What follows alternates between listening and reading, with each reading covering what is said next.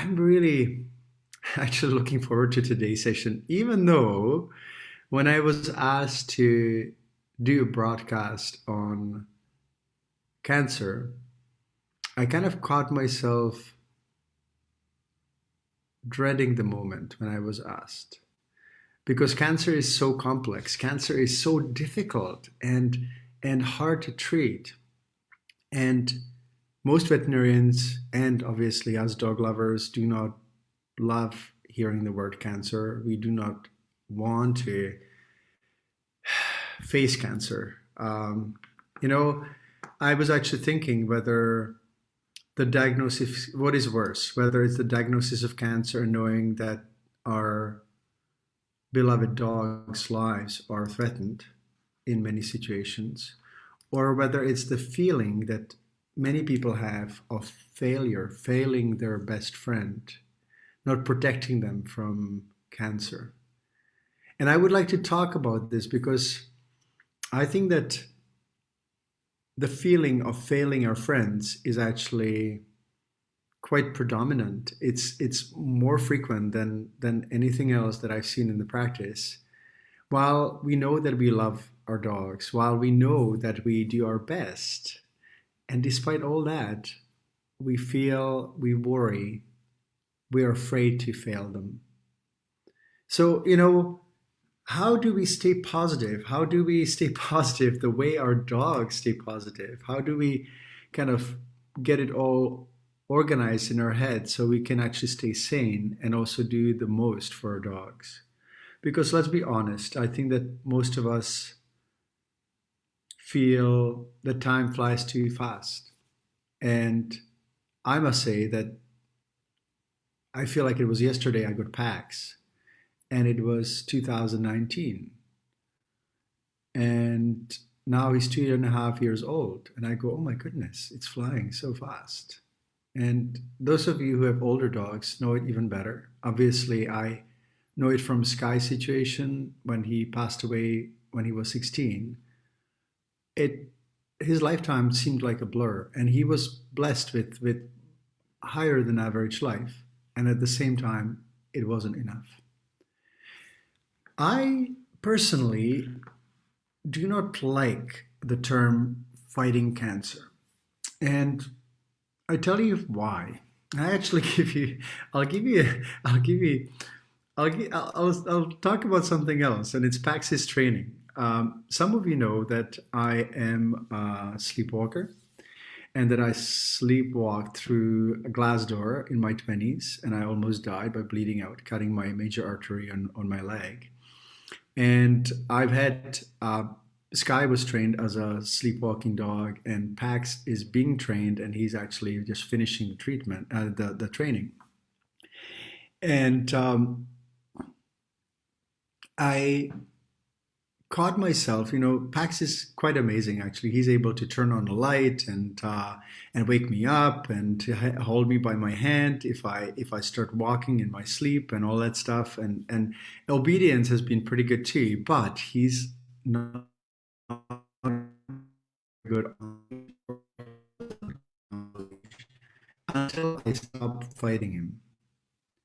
Not fighting him that I would fight with him, but I just kind of felt frustrated, and he was kind of strong-headed, and it was not very productive. And then just a few weeks ago, I kind of thought maybe I should just take the same approach I take with horses, just not really like I wouldn't necessarily pull him, but he somehow didn't listen. And the only thing that I changed was the mindset about it. I didn't do anything differently. I just thought I will not struggle. It's not him against me on the leash when he decides to pull and I want him to walk by me because he wouldn't pass the exams. So cancer is actually similar to that because it's big. Cancer is big, but cancer is also kind of misperceived. Fighting something that is big usually doesn't work. We have to be smart. We have to learn how to fight it. We have to be also seeing the condition and cancer as a way for us to learn about life and what is important and what is not. And ultimately, even if cancer doesn't happen in your dog's life, and I hope it won't, and this is what we'll talk about, I have some bad news for you. Life is a terminal disease, meaning that if it's not cancer, it's something else. And if it's not kidney disease or liver disease, it's something else. And if it's not anything else, then it's old age. And we end up at the same kind of destination. I do believe that our dogs stay with us, but stay with us past their passing. I cancel Sky often. I talk to him. I ask him for advice. I have a whole bunch of friends on the other side who help me, and sometimes in such an unbelievable way. Like I was going to do some paperwork recently, some important paperwork, and when I clicked on the button at the office, I got two numbers on the little ticket, and it was number 7 and 8, and they're my lucky numbers. So it was kind of hard to believe that I actually pulled 7 8 at such an important time. And I'm sure that you know too that when you really focus on something, that it actually turns out to be true. But there is another thing before we start talking about cancer in the physical form, and also about the new treatments, and how to prevent it, and what issues I have with some of the treatments. Um, we really need to, we just need to be a little kinder to ourselves, and we really need to um, believe that things happen for a reason, and that no matter what we do, that we do our best. And if we procrastinate, or if we are in a in a habit of to procrastinate, that's something that we also can actually look at and be kinder to ourselves, because the procrastinators usually are quite hard on themselves when the problems kind of arrive after we procrastinate. But it doesn't necessarily make us stop procrastinating. So there's kindness that we actually have to practice with ourselves and with others, and with our demons, with our negative traits, with our challenges. So let's have a look at cancer. Is Do you think that cancer is bad luck or no coincidence? Personally, most people think that if cancer happens, that it's most likely genetics, and also obviously some food and toxins and all that. But people actually, I often hear people saying, I've had cancer in my family, I'm not going to live very long. And it really upsets me when they say that, because they don't realize that the other conditions other than genes, whether they're internal, what we put in our body, or external, what we are exposed to, or how stressed we are and all that stuff, the genes actually play only about, someone says 7%, 10 or 20%, anyway, up to 20%. And the rest, the 4/5 of the likelihood of your dog or you getting cancer, is actually epigenetics. And epigenetics, it's a term that kind of encompasses or encapsulates the internal and external influences that are not genes themselves, right? So whether it's food, whether it's smoking, whether it's kibble, whether it's unnecessary medication, whatever it is, toxins, bad lawn products, chemical cleaners, whatever it is. So I would say that 80% of cancers are not just bad luck. They're a result of we what we are exposed to and how we deal with life. And at the same time, if your dog does get cancer, I don't want you to beat yourself up, because it is extremely difficult for any of us to know all the different little bits and pieces that play a role in why cancer happens in some people, and why cancer doesn't happen, or animals, and why it does not happen. So, it's complicated. It's multifactorial, and if it was sorted, we would know about it, right? But it has not been sorted. So let's actually look at cancer from a very physical point of view first. So, the normal cells in the body, they repair and they regenerate. You know that if you cut your nails, they grow again, right? If you cut your hair, or if you scrape yourself on your nose, or, if most cells in the body actually regenerate, and they divide, but they also have programmed cell death. So they die and they're replaced by other cells until the whole body dies, and that's the end. But with cancer cells, they somehow lose the program of dying, and they're basically bypassing. It's like they start multiplying out of control, and the programmed cell death is actually not, the program doesn't work anymore. So, when you look at cancer, there are several different kind of traits of the cancerous tumors. The cell growth is greater than cell death. And again, like if you have, if you have uncontrolled growth of your nail, that would result in cancer. But some of the cells are, exchanging and dying, and then they produce the nail, and there's a certain cycle of that. So the cancer cells, basically, they've somehow figured out, in quotes, how not to die, and then they get out of control, and they also attract increased blood vessel growth in the area, and they invade tissues just because they're so out of control. I don't know why I thought of that, but things that are out of control, it's like if you have party and then it gets out of control, right? Like, or if you have a concert and it gets out of control, and the structure and the rules are broken, and cancer cells, they actually broke the rules of the body. Um, I thought of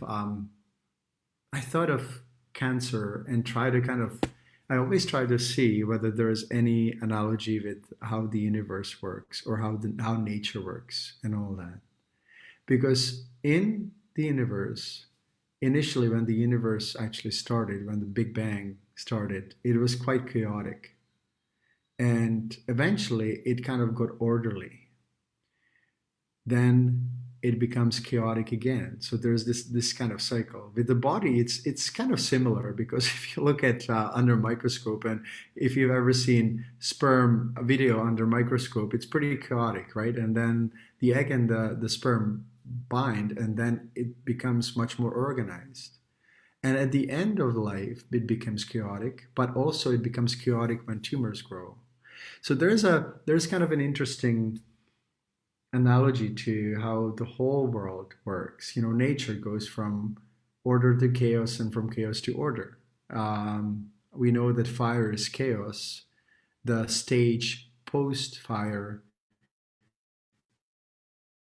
in nature, order again, right? And then something else happens. It may be a windstorm, hurricane, or flood, and again, chaos happens. So our goal with our dogs and ourselves should be to prevent the chaos and extend life through preventing the cells going out of control. Now, we know that there are certain factors that play a role, but we also exaggeratedly, is that an English word? I don't know, focus on cancer treatment. I can't count the number of people who I warned about not doing something that they were doing, and they did it anyway, which I respect because that's their choice. But then they come back when their dogs are really sick. And it's kind of predictable in some situations. Kibble is a convenient way of feeding our dogs, but it is one of the worst ways to keep our dogs healthy because it's not species appropriate. It sits in the bag forever. It's rancid. It's not made from the best quality ingredients. There's a lot of carbs and starches, and we know that kibble shortens, on average, life of a dog. The same way processed food shortens our life, and sugar and processed meats and whatever else they make. So it's kind of heartbreaking to see those situations where people are really distraught. And on top of that, they feel extremely guilty that they have not done what they felt in their heart was right. And at the same time, I respect everyone's opinion. But can anyone explain to me why we humans have such a propensity to torture ourselves by knowing that if we do something, it's not going to be good, or that we are increasing the likelihood? Every time I see someone with a cigarette, and I have full respect to everyone who stopped smoking, and also respect to those who are trying to smoke, and also empathy with those who are actually still smoking, because addictions are really terrible. But it does blow me away that the fear of cancer is not as strong as the addiction. And that's the thing. Sometimes we are just possibly addicted to suffering. So,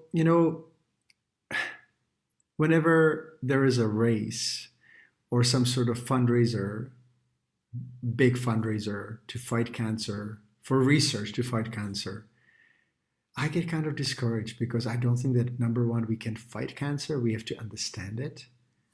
And number two, we focus way too much on treatment as opposed to prevention. There's a reason nobody makes money from prevention. All the chemotherapeutic agents and all the equipment and scanners and everything would not be sold as much. So, I'm going to ask you a question. Who do you think would win Nobel Prize? The person who learns or who teaches us or who discovers how to prevent cancer, or the person who discovers how to treat cancer? Right? It's kind of, I think that the person who would discover how to treat cancer would be probably put on a pedestal. And the person who would discover how to prevent cancer, which there's a lot of preventive methods that work, would probably not get much funding because nobody makes money from it. And the medical model of current medicine is just so frustrating to me because it focuses on expensive proprietary treatments.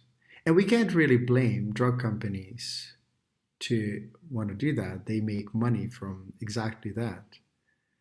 But we can blame the system, and I think that we can blame ourselves that we have not really been aware enough to make our governments to actually put more money into prevention and teaching people how to do that, or give us tax credits for being healthy, taxing junk food, taxing kibble, taxing and credits and healthy food and all that. I am always really baffled by politicians because they never talk about how to prevent disease. They only talk about how much money they're going to put into the healthcare to be elected.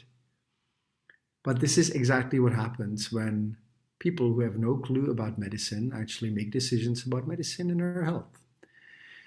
So, sometimes it seems to me that politics are similar to preventing drowning, okay? They say, hey, we're going to sponsor or we're going to pay for that many guards to prevent your children or your adults from drowning. While the best way would be to actually build swimming pools and teach people, and kids especially, how to swim. I have a very sad experience from this summer. I go swimming to this flooded mine nearby Prague, and on one day, a little boy drowned there. And every time I go there, and now it's cold, so I don't go anymore. But every time I went, I was thinking about it and how silly it is that we actually don't put more emphasis on prevention in all the areas, right?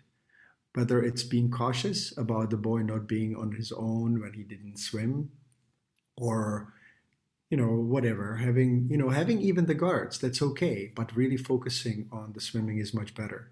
Having great firemen's truck and amazing ambulances and helicopters and all that stuff is important, but how about driving more carefully, right, and teaching people that. So cancer is kind of like that as well. So how do we prevent cancer? We're going to talk a little bit about prevention, and I'll only tell you what I've learned and what I think is actually working. But before we actually go into prevention, I want to tell you one more thing. All the points that I will go through are important, but we often forget that even if we do all of them, that life is a terminal disease, and that this is our biggest lesson in life, that we have to value it.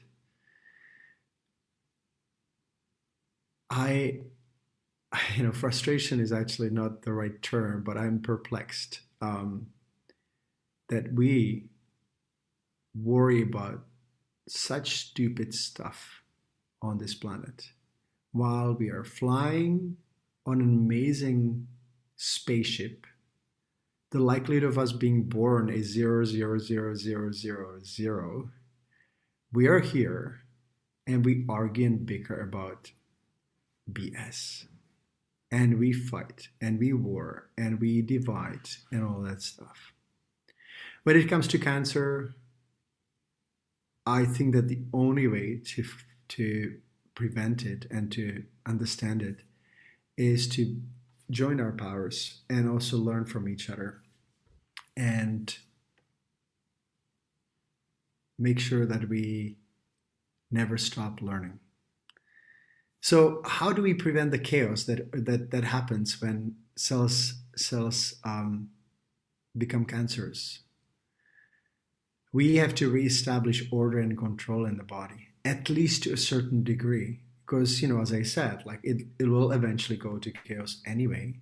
Our body will go to chaos, but there's definitely a way of extending the lifespan. If you imagine a life being a cycle, you want a really big circle. You want a big hula hoop, okay? And the good news is, though, the dogs really do not have a perception of death. They have a perception of discomfort and comfort. And this is something that you also have to remember if you have a dog that has been diagnosed with cancer.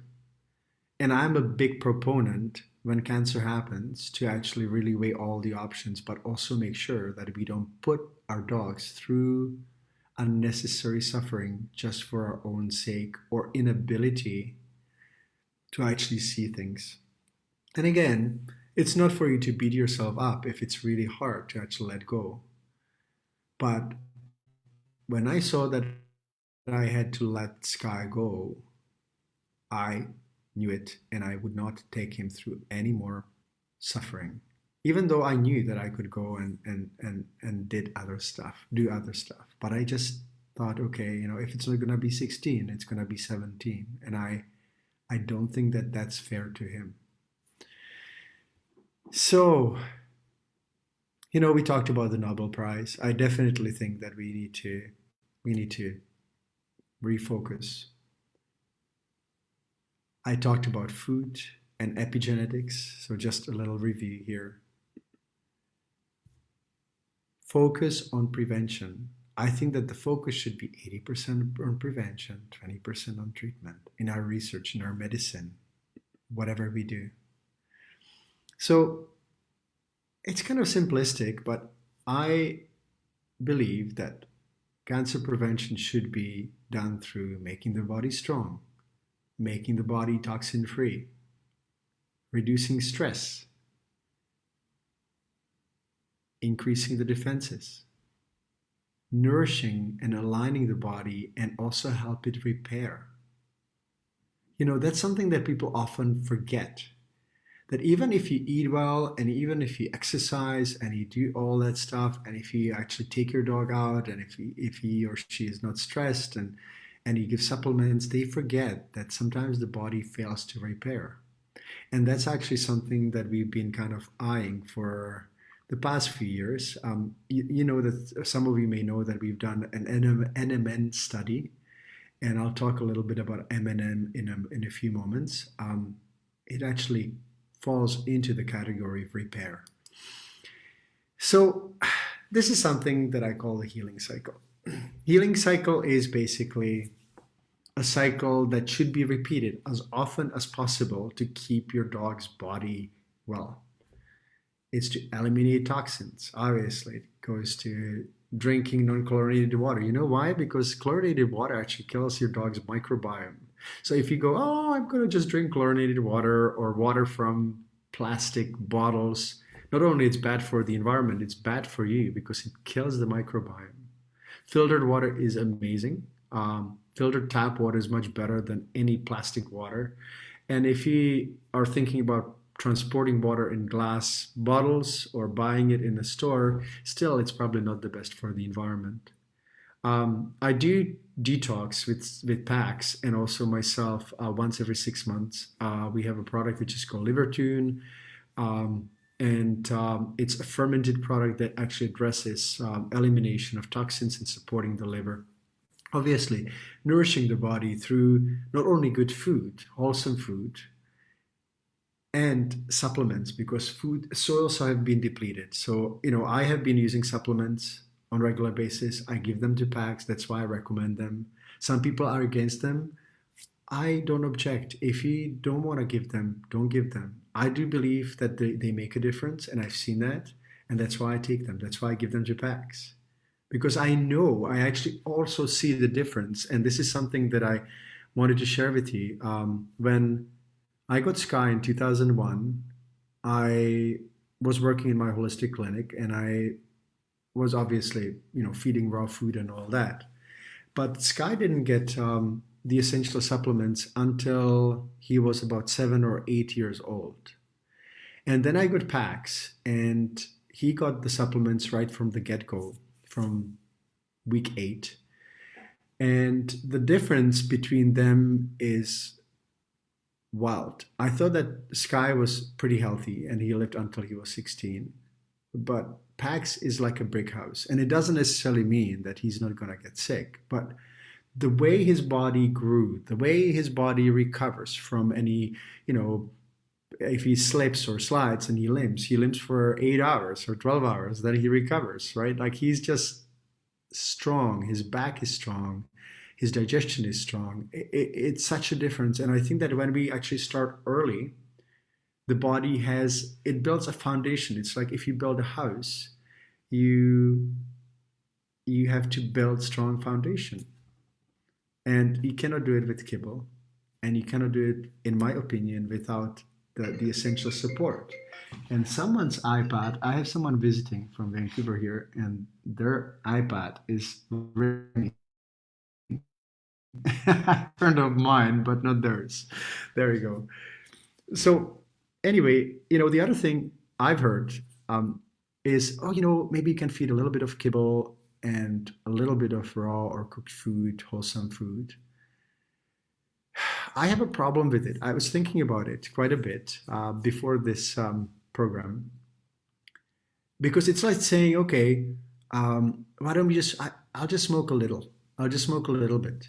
Um, you know, Obviously, some fresh food and kibble is better than no fresh food, but it's still a little funny to say that we can actually eat have junk food and have regular good food.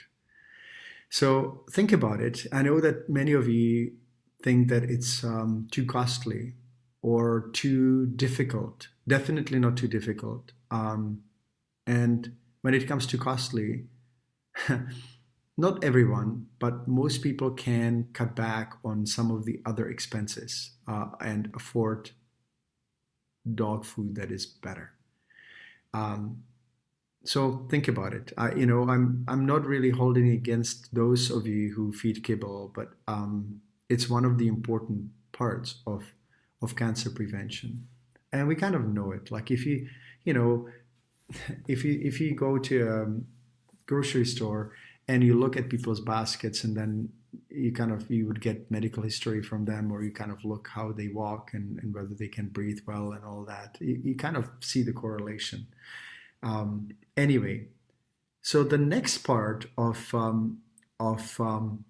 the cancer prevention is aligning the spine, and that's something that I would like to talk to you a little bit more about. By the way, I wanted to show you actually pictures of Pax when he was growing up, and I just realized I'm not sharing the screen, so let me just share the screen.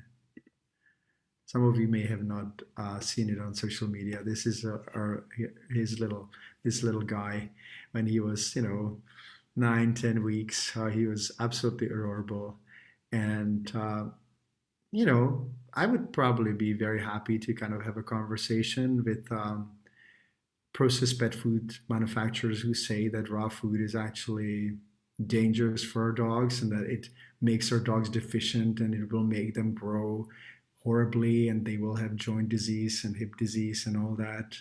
I really would love to have a conversation like that because it would be like, I don't know what they would be, how they would be arguing what I'm seeing, right? And what you guys are seeing because you're seeing the same thing in your dogs. And we get a lot of feedback also about what you do and about the effect that you've seen with the essentials. Anyway, I would like to talk about spine. So I've seen situations in my practice where I would examine a dog's spine and recognize if there was, with relatively high likelihood, if there was a tumor or not. The reason for that is that our spine is like an energy highway, and it is possible to recognize if there is any congestion in a particular area. And you can see the particular segments actually relate to certain organs, right? So in between the shoulder blades, there's the lung and there's the heart point. If I feel in between the shoulder blade and I see that a dog reacts very extremely, then I know I have to send them for an ECG, ultrasound, X-rays, and all that. I have to do the whole workup, and very often I would discover a tumor. I believe that one of the ways of preventing cancer is actually looking after your dog's spine. And this is so sad because I hear often people say, well, my vet looked at my dog's spine and it's fine. But most of us have not been trained in spinal alignment techniques. We are not chiropractors or physical therapists. And some of us have been able to gain the skills, but they're not taught at school. So when people say that my vet looked at my dog's spine is fine, it doesn't necessarily mean that it's fine. And you just have to understand that and know that if you actually look after your dog's spine well, and that starts with preventing your dog from pulling on the neck because there's a lot of energy lines and nerves and blood vessels and thyroid gland, all that. Like if your dog is choking for his life, or if you're using the retractable leash, that is going to affect the spinal energy flow, the whole body, everything beyond that point. Extreme exercise will make the muscles tight. Sometimes dogs jump and leap and retrieve frisbee for an hour every day. You're going to end up eventually with major energy congestion. And I'm not necessarily saying that for sure your dog will end up with the big C, but you will increase the likelihood. That's the epigenetic factor in your dog's life. So remember that. Learn where your dog's chiropractor lives because there is a chiropractor somewhere. And if you don't have a chiropractor or physical therapist or acupuncturist or someone who does spinal alignment or who practices spinal alignment techniques, you may be able to actually learn how to adjust your dog to a certain degree yourself. But I don't want to get into it here, but it's at least feeling and examining the spine. I actually compare the congestion feeling to a stagnation, or almost like imagine that when you run your hand along your dog's spine, it feels kind of breezy. And then when you run into spot, it can be hotter and it can be kind of congested. It feels muggy. Or if you run your thumbs along your dog's spine, your dog may turn around or flinch, or those are the sore spots and they need to be addressed because the spinal segments relate to the internal organs. So again, I'm just going to share this another image here. Can you see how the interscapular region actually relates, like the ribs from the interscapular region go to the heart? The energy line kind of lines copy the heart, the ribs, okay? So if you were looking for the liver points, it would be somewhere here in mid-thoracic. If you'd be looking for the kidney points, they would be probably well, not probably, behind the third lumbar. Digestive tract is in the caudal or rear portion of the lumbar spine. From human experience, my dad died of prostate cancer, and he suffered from lower back pain for most of his life. I remember that he would, on regular basis, he would have lower back pain. And it would be getting worse and worse and worse. And the prostate is actually related to lower lumbar sacral region, right? So again, don't discount the importance of massaging and stretching your dog and making sure that you do chiropractics and all that. Don't discount the need for your spinal health as well. It starts with stretching and yoga and exercise and having maybe a stand-up desk, making sure that you actually also address your diet and your dog's diet, because believe it or not, our spine gets tight when we eat something bad. Our lower lumbar gets, if we have dietary issues, if we eat diet that doesn't fit our body, if we eat a lot of processed food, it will affect our digestive tract that then will signal to the spine and will tighten up. And it's like a vicious circle. So I hope that you'll remember this. This is another way of preventing cancer. And I'd like to talk a little bit about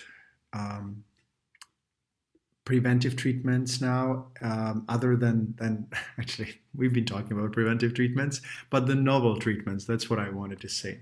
And sorry to interrupt, but before we move on to that, two things. One, you did an amazing Facebook Live with Dr. Edward from Australia, and I remember that you both really discussed examining the spine, and he gave some suggestions. So we've posted a link to that in the comments.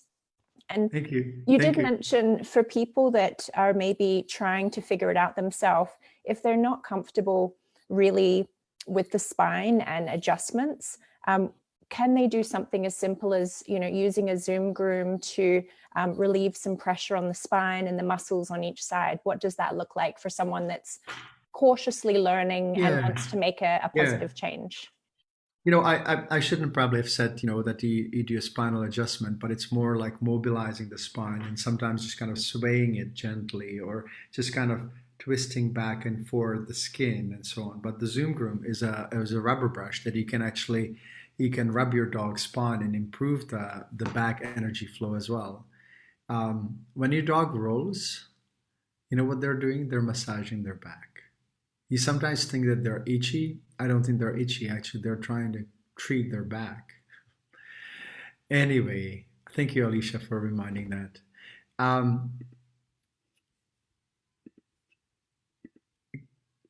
I wanted to show you this picture because obviously, like if you watch YouTube and any programs, Netflix or whatever, you hear a lot about us moving to another planet if this planet doesn't survive.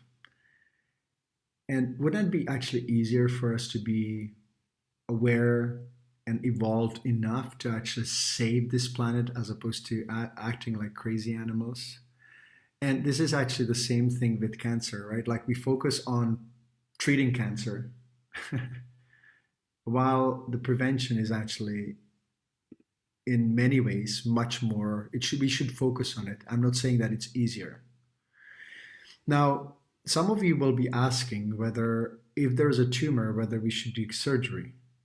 And it really depends, because I've seen some dogs that got their that got their leg amputated because of osteosarcoma, which is a type of bone tumor, and they lived very well for many years after, and they were fine.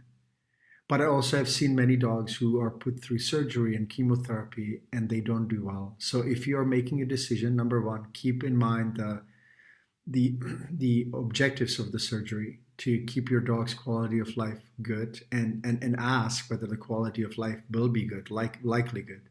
And look at the stats. If you get a few months extra based on the statistics, I would probably not be choosing to put my dog through major surgeries and a lot of suffering, because dogs do not really know why they were put on the surgical table, why they're hurting, while they're in a hospital for 1 or 2 weeks, and while they still have to be suffering for several weeks or months, and then they die anyway.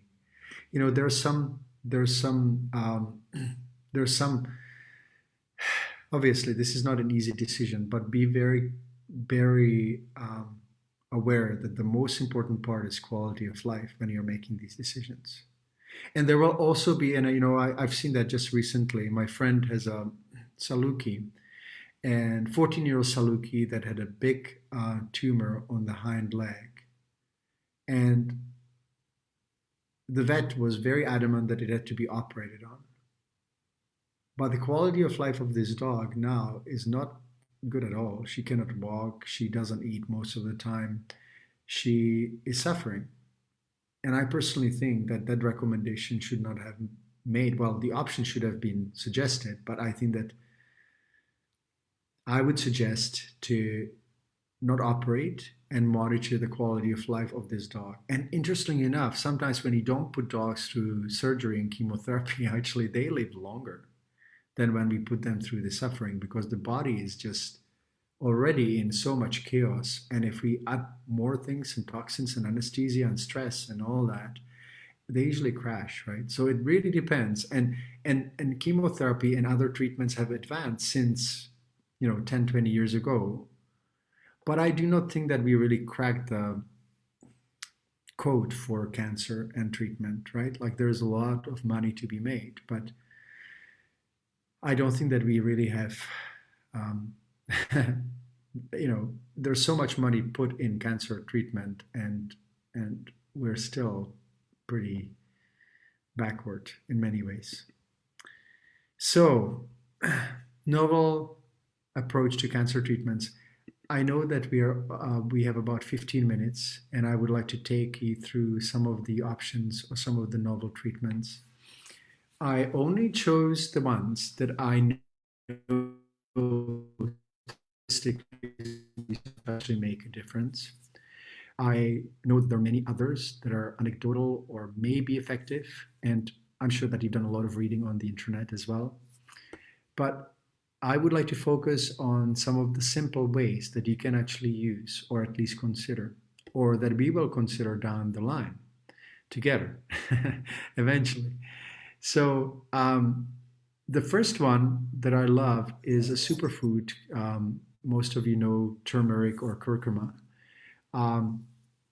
It is scientifically confirmed that it reduces inflammation. It reduces the chances of colorectal rectal cancer, prostate cancer, and skin cancer. So I actually have something I'll show you.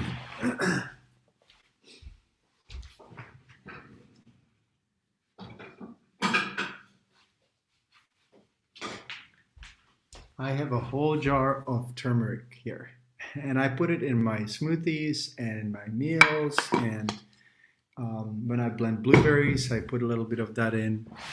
And, not necessarily that I think that it's a cure all, but it is one of the little bits. My dad had a prostate cancer, my grandma had colon cancer, and weirdly enough, I actually don't really live in fear of cancer. I just do all I can to prevent it, and I do the same with packs. There is actually turmeric and soul food in our multivitamin, fermented multivitamin and organ support. We thought of that, making sure that every dog gets a little bit of curcumin or turmeric. So the next one is NMN. And even though this is my bottle, I have some bad news for you because we have sold out in 3 days and we don't have it in stock right now. But I wanted to tell you what M&M is about and while I am so excited about it. Remember that I was actually talking about the healing cycle and the repair section here. The repair NMN belongs in my opinion, into the repair. So M&M has been researched by several anti-aging research centers and scientists and people who really know what they're doing. And what it does, it actually, we lose about, and our middle-aged dogs and our middle-aged self lose about 50% of NAD. And NAD is actually a product of NMN. So M&M can be seen as a precursor of the NAD. And what NAD is important for, it is a source of energy for mitochondria, which is the cellular power station. Okay, so if we lose 50% of it, the cells don't work as well, and they do not have an ability to repair as well. So NAD powers mitochondria. It also is activating the important sirtuin enzymes that actually are responsible for slowing down the aging process. And NAD also plays a role in repair of DNA. When you start seeing wrinkles and when you start seeing spots in your hand and your eyesight goes and so on, that is actually a breakdown in DNA repair. DNA is kind of DNA repairs, and it, as cells multiply, it repairs, but it's kind of analog repair. So it transcribes the same way we would copy. I don't know what. Anyway, it's like copy. If you take a copy of an original and then you take a copy and then you take a copy of a copy of a copy of a copy, eventually it leads to lower quality, right? And that's actually what aging is. So if we boost NAD by providing M&M, researchers have discovered that it actually doubles the life of yeast. That's how they start. They usually start on yeast because yeast multiplies really fast, and then they go to mice, and then they go to dogs, and it's hard to do these experiments on people. But they have increased the lifespan of mice by up to 50%, I believe. And weirdly enough, these mice have been looking different and acting different.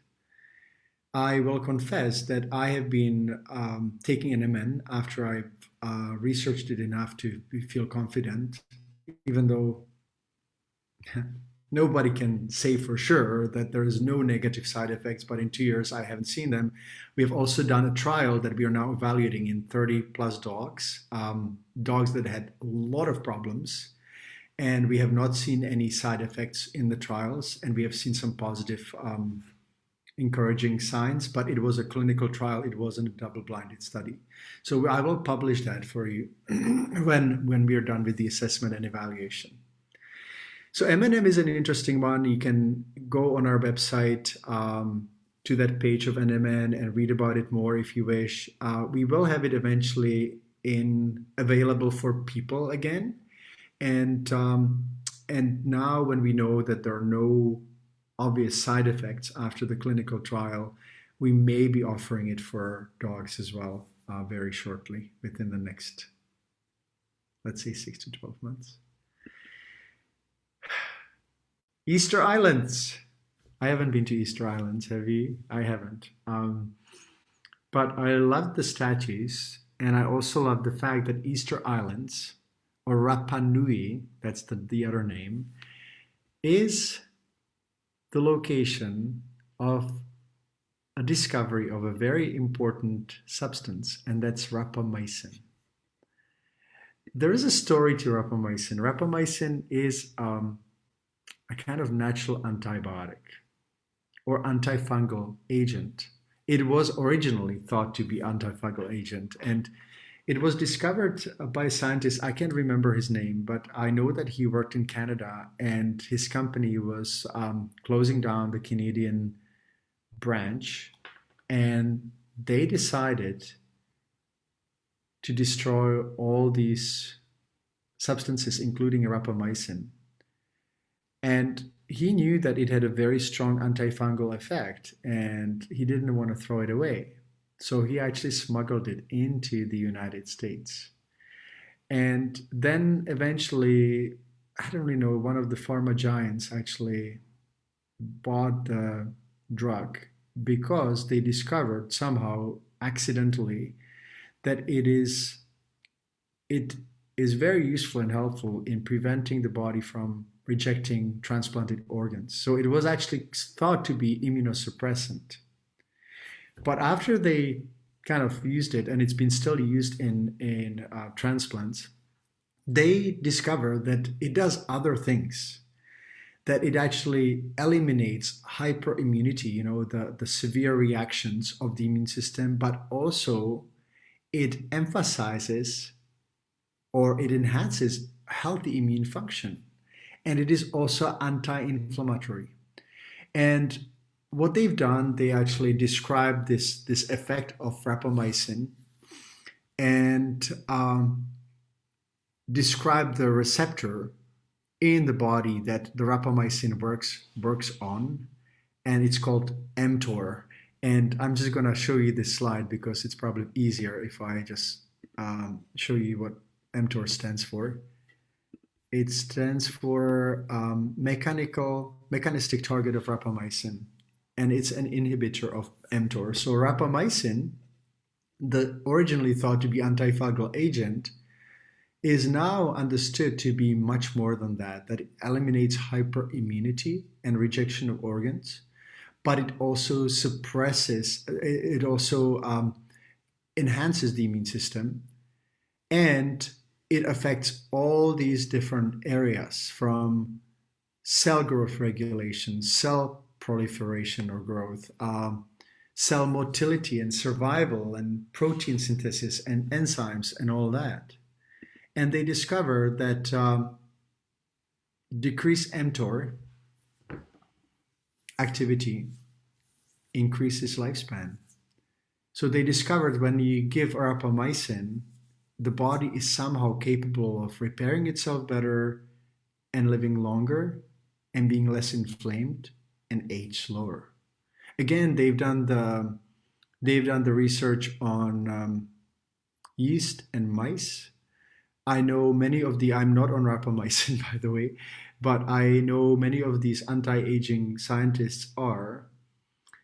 And I was thinking, so if we had like 10, 12-year-old dog and we put them on rapamycin, would we be able to actually increase the lifespan? Rapamycin does come with some side effects. I know that it causes kind of mouth ulceration sometimes, and it has some other negative effects, so it's not as straightforward. But there's one really interesting thing. I think that most of us try to do our best not to age as fast, and it doesn't work, right? We eventually all age, and if you see celebrities and people who we love and adore, and sometimes we watch these videos of what they look like when they were 20 and now when they're 80, right? Nobody can prevent aging, but what is happening now, the anti-aging science is, or healthy aging science, I would call it, is discovering some healthy tools how to increase the cycle of aging and maybe how to reduce cancer formation. So that's rapamycin. There's a dog study of rapamycin, and they discovered that rapamycin significantly improved heart function in dogs. It has improved energy level. It has improved how dogs did when they were ill. It also is or appears to reduce pain in arthritic dogs, but it is a prescription drug. So it's a little bit of a challenge, right? Like how do we change and how do we do more research? It would be lovely to actually do something that clinical trials that would confirm and also confirm the effect and broaden the horizon of our understanding of rapamycin. Um, the problem, I think, is that rapamycin is an inexpensive generic drug. So there's not going to be a lot of drug companies jumping on the bandwagon to try to help and research. One of the most um, common Actually, one of the most common cancers that seem to be appearing is cardiac tumors and spleen tumors. And Alicia, I created this section not only for everyone who's listening, but also for you because you asked me. And I will only tell you how I would approach cardiac tumors and spleen tumors, knowing that every dog is individual, and this Facebook Live is not intended to suggest treatments. This is for information purposes only, as everything that we do. But cardiac tumors, actually, in my opinion, are frequently related to energy stagnation in that interscapular region. I see a lot of straight-legged dogs, the Dobermans and the boxers and all those dogs that kind of walk a little funny. They have very narrow interscapular space. Obviously, there is gene predisposition as well. Inbreeding, I have to say that I'm quite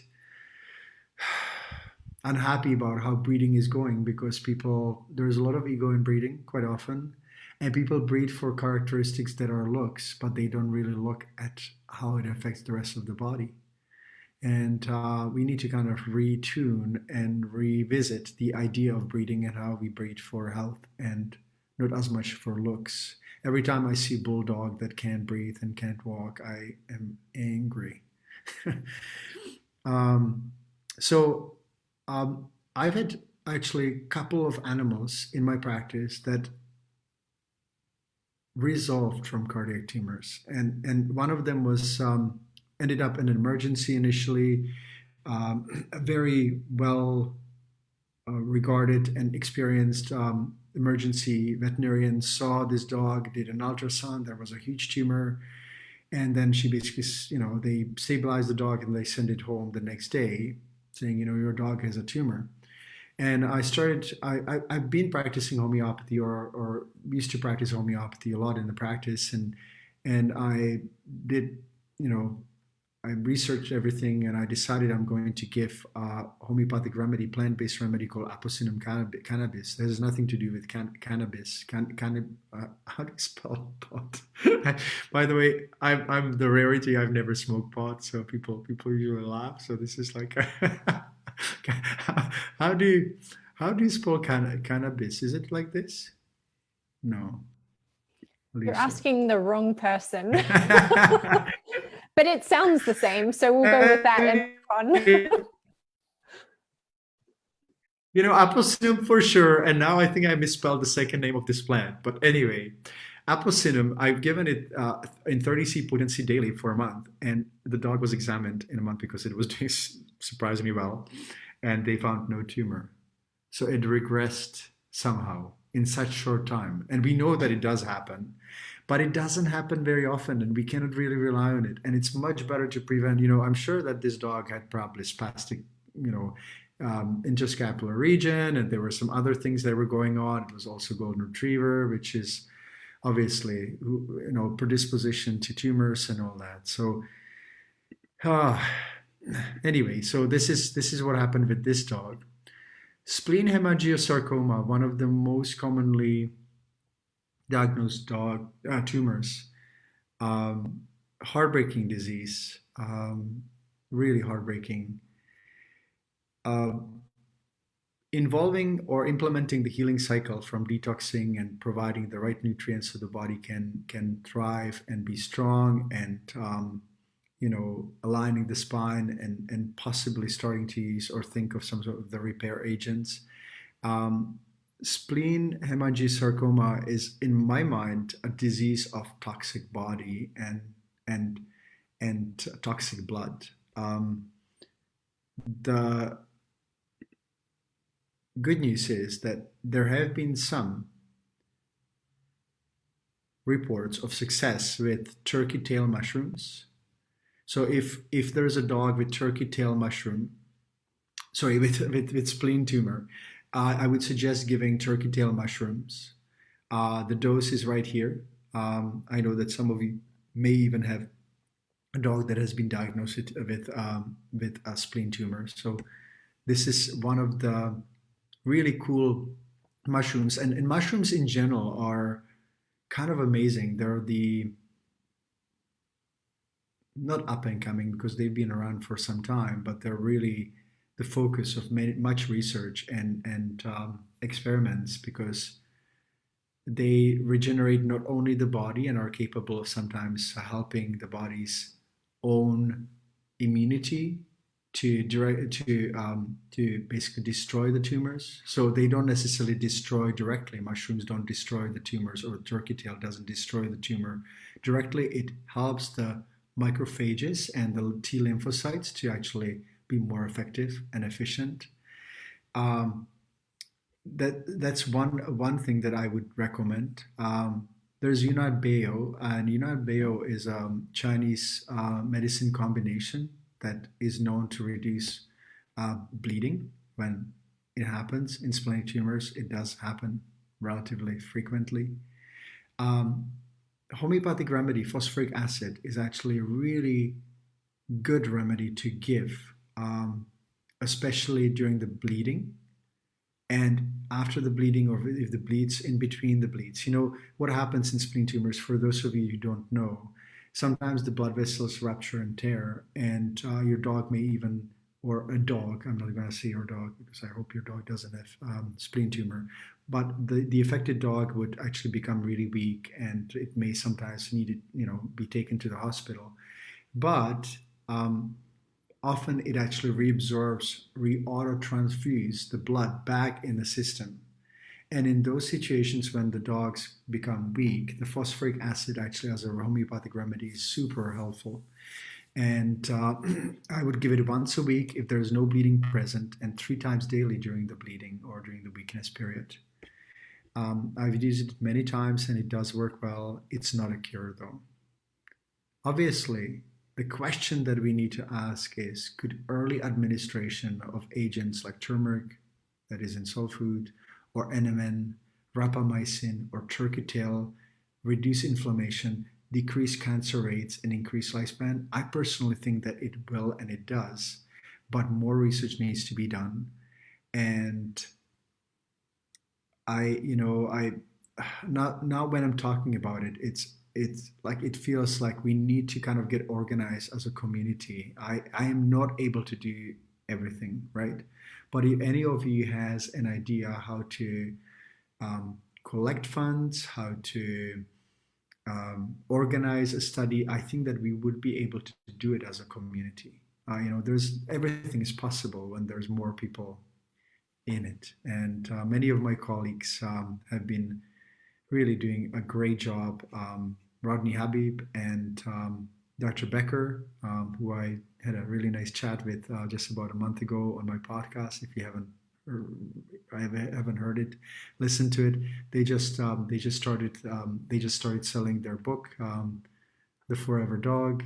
I haven't finished it. I started listening to it. I'm really curious to see what they come up with. And many other researchers and people are doing a good job. So I hope that we're on the right track. Other interesting substances that may be anti-cancer. Obviously, reducing stress, but not totally trying to eliminate stress, because healthy level of stress actually is good for the body. A little bit of cold, a little bit of hunger. They realize that fasting is actually one of the best way to well, one of the best ways to increase longevity um, in dogs and people. Um, there are some substances that are possibly effective. Beta carotene, magnesium, oats for people, not necessarily recommending for dogs. Calcium may be possibly effective for colorectal cancer. This is another benefit of Green Mint, the mineral supplement that I've been giving to packs and I've been taking. And we now have in a human form and animal form. Sorry for the Canadian crowd.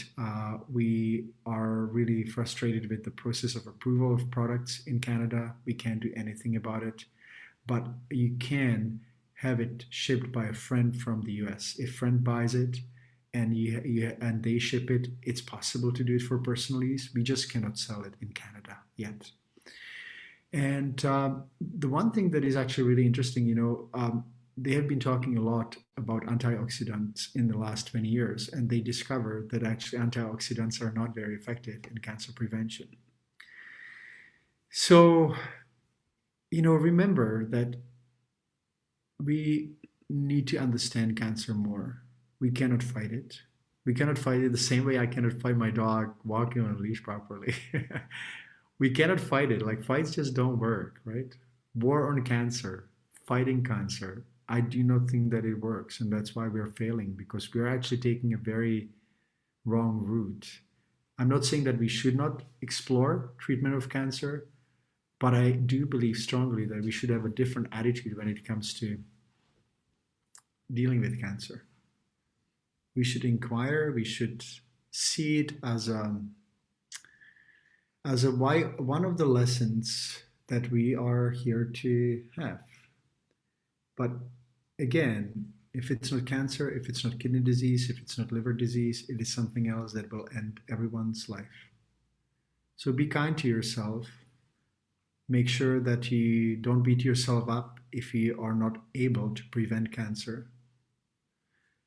And even if cancer was solved, now imagine that cancer was solved. Would we find a contentment with the rest of the diseases and the fact that life is not infinite, that life is a terminal disease? It really requires a little bit of kind of sitting back and thinking about it, but I think that the best way is to do our best to enjoy the journey of learning, but also trying to prevent what we don't like. But thinking that solving cancer is going to solve our challenges in life and solve the fact that life is going to end for everyone, it's not going to solve anything. But it would be great if we are able to extend lifespan, have more time with those we love. And that's why it is super, super important and worth trying to increase the circle of life. So if you have any questions, please let me know. But we will be ending probably after 5 minutes or so. Yes, I know that we need to be very mindful of the time today, and I have a few quick questions if we can get to them. The first one is from Sue. She said, is it too late to start a 10-year-old dog on a raw-based food diet? Such a great question. Thank you, thank you, thank you. It is never too late. It is never too late, because every bit helps. And I've seen actually, I run into dogs in park and when I travel around here. And I can't even remember when I wouldn't run into a dog, an owner who would have some sort of challenge, right? And they don't know who I am, which is really lovely because I can have a conversation with them and then I can give them some ideas and maybe links, but not telling them they're my links until I send them off. Sometimes they email me and say that they were surprised that I was a vet.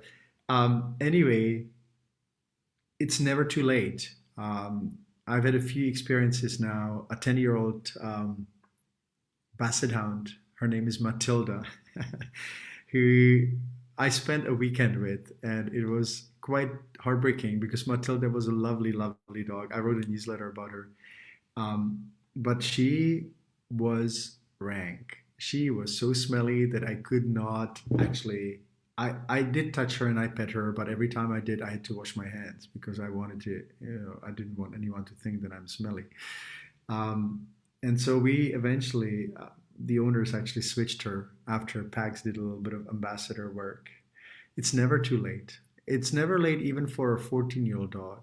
And there are some people say, "Oh, it's too late," but they really do get like it's like wow, the body, every cell in the body will sing. But make sure that you understand that soils are depleted and the food is depleted, and that if you do that, that you have to make the food balanced, right? That's one thing that is important. Thank you.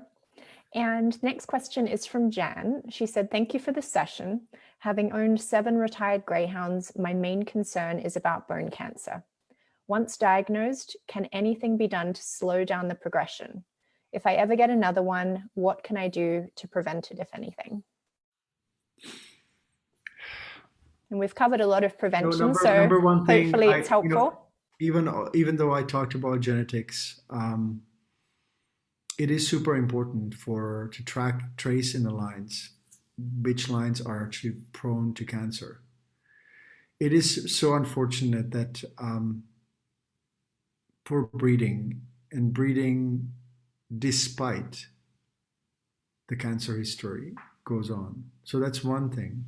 That's one thing to prevent it.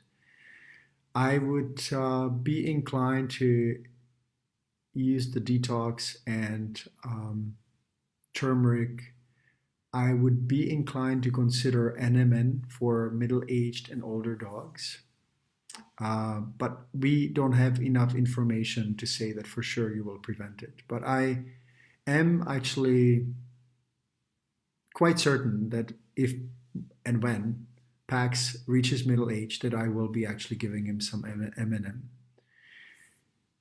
I hope that we'll have more research, but it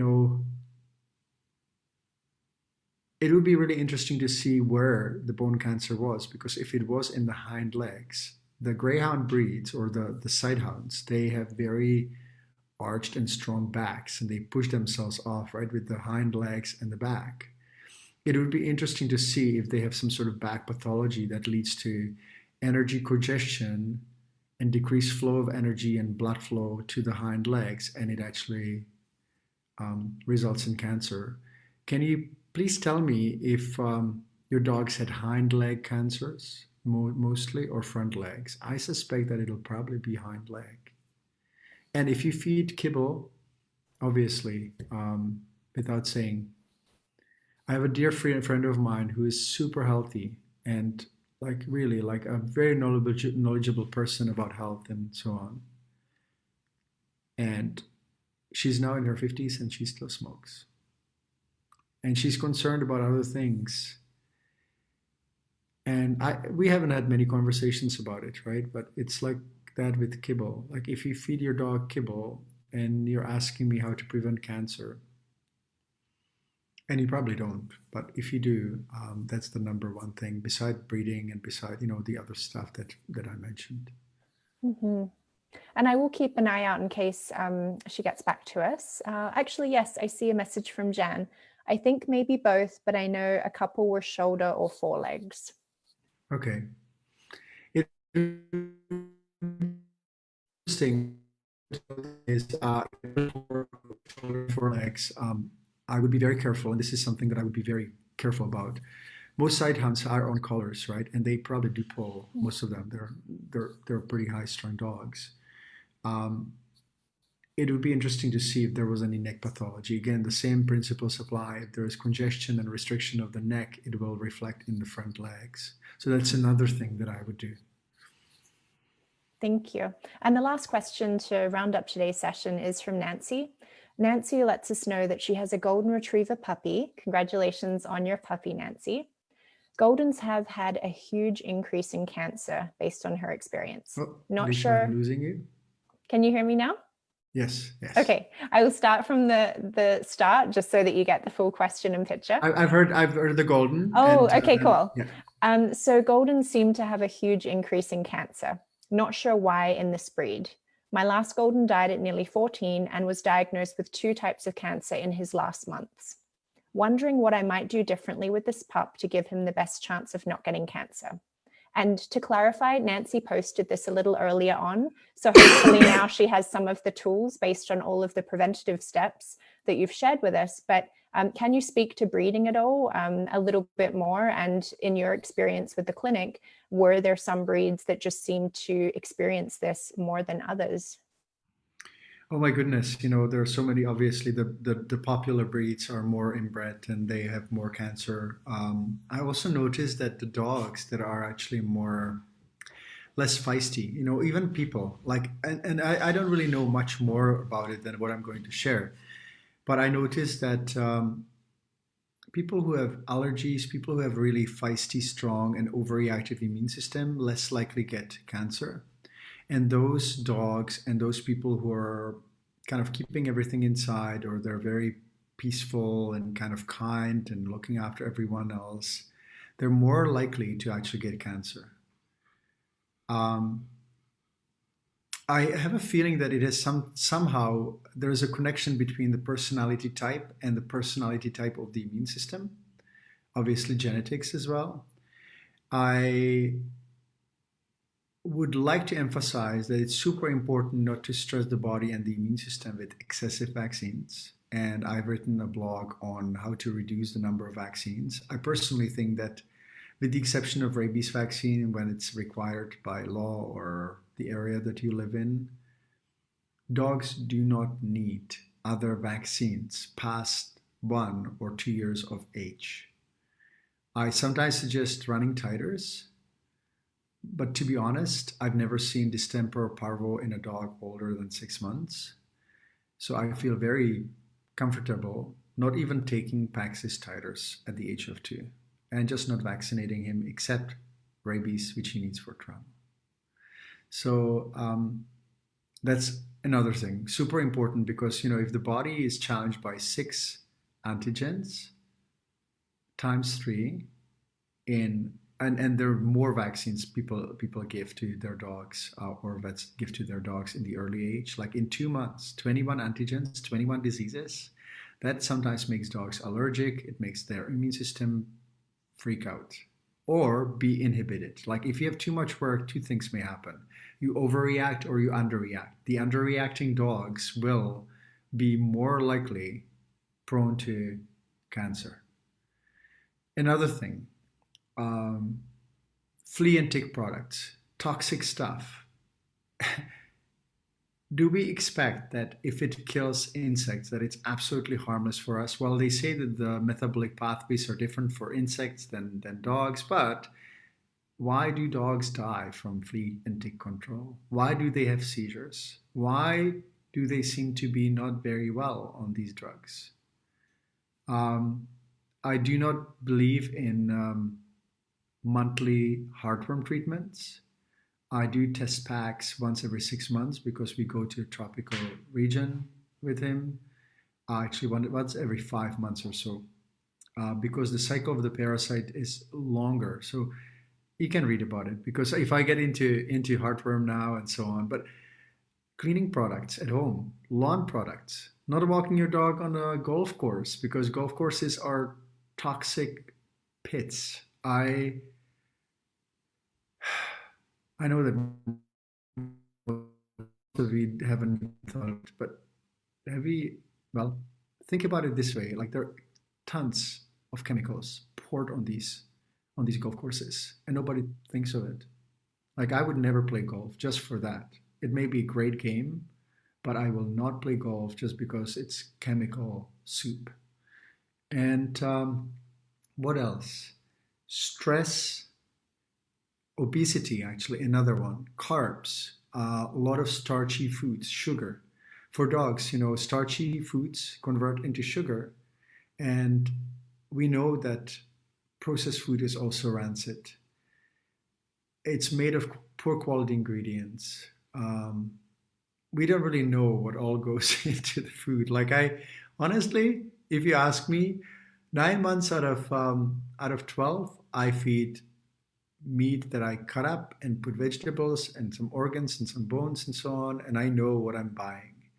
And the 3 months I buy food that is made by my very good friends in Canada, and I trust them that they are not putting anything bad in it. So I'm maybe a little, I'm like the if you are a lifeguard, then you're worried about people drowning. If you're a police officer, then you're worried about people getting into accidents and crime. And so I've been exposed to all that, and I'm maybe more careful than an average person. But I want to live with the idea that whatever happens to Pax and our other dogs in the future, that I've done my best with my knowledge that I don't know it all at all, but I'm doing my best, and that's why it actually makes me happy to be here and sit down with you and have a conversation, because it's not only the what we do, but it's also about how we think about cancer and how we see it, and knowing that even if we solved it, it's not going to solve life for us, right? So I want you to be a little more peaceful about it, even though it's super hard. It's, oh my goodness. The hardest thing that I've ever gone through was losing Sky and then losing Pax for 18 hours, not knowing whether he was still alive. A little naughty monkey. I'll show you where he is. Oh, He's saying hi. laid out on his stomach. He looks pretty content there. Anyway, you guys have a wonderful day and or evening if you're on this side of the pond, and we will be connected soon. Take care. Bye-bye. Bye-bye.